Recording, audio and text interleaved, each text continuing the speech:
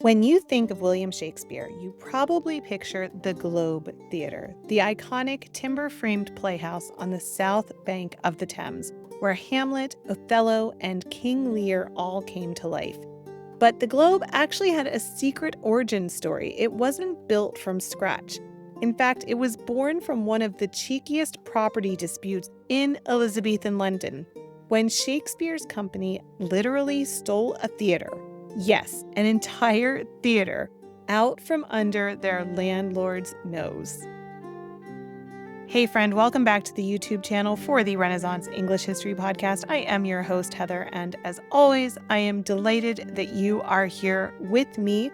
Today, we are going to talk about a hilarious midnight heist that made the Globe Theatre what we know it as.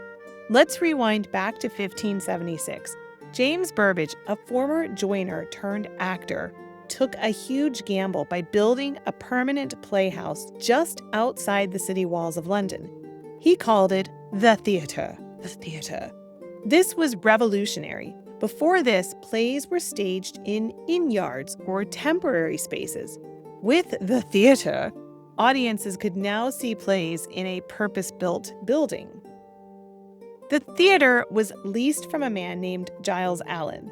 Burbage signed a 21-year lease, which at the time probably seemed like more than enough security. Shakespeare wasn't even on the scene yet, but that lease would come back to haunt everyone. Fast forward 2 decades, Shakespeare is a rising playwright and his plays are being performed by the Lord Chamberlain's men. Richard Burbage, James's son, was their star actor. They made the theater their home stage in the 1590s. Business was good. Crowds came to see the histories, the comedies, and the early versions of the great tragedies. But the lease expired in 1597, and Giles Allen smelled opportunity. The playhouse was valuable, and Allen refused to renew the lease. He might have even wanted to run plays there himself, we don't know, or he might have just hated the players. Either way, he told them to get out.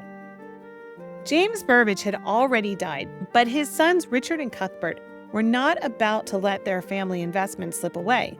They still actually technically owned the building itself, the timbers, the galleries, and the stage, but not the land it stood on. And so they hatched a plan. On the night of December 28, 1598, while London was deep in Christmas celebrations, they gathered a team of builders and carpenters led by Peter Street, and in the middle of the night, they dismantled the theater beam by beam. Imagine it, an entire Elizabethan playhouse broken down into pieces and carried away while the landlord was out of town. Some accounts say the timbers were ferried across the frozen Thames. Others suggest they were loaded onto barges. Either way, the Burbages managed to whisk away the entire skeleton of the building before Allen even realized what was happening. The timbers were hauled to Southwark on the south bank of the river. Unlike Allen's land, Southwark was outside the control of the City of London, which was notoriously hostile to playhouses. It was a place where theaters, taverns, and even bear-baiting pits thrived.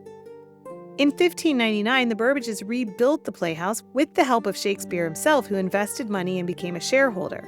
The new theater was christened the Globe, and it was here that Shakespeare's greatest plays would be performed for the first time: Julius Caesar, Hamlet, Othello, Macbeth, King Lear.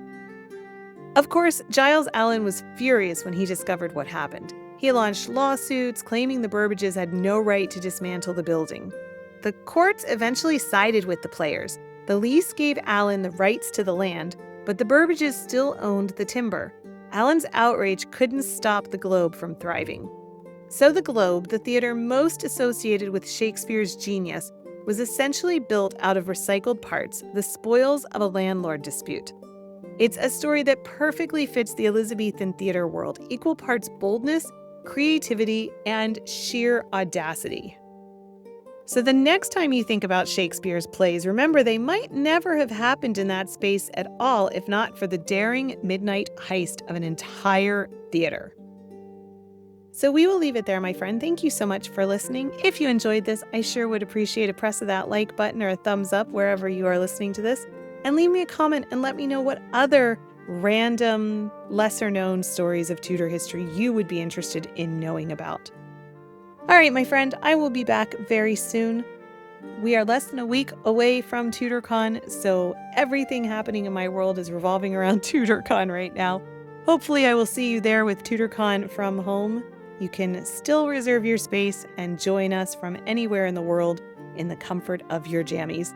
englandcast.com/Tudorcon From Home for that. All right, friend, thanks so much for taking this time to talk about Tudor and Elizabethan history with me. I'll be back very soon. Bye-bye.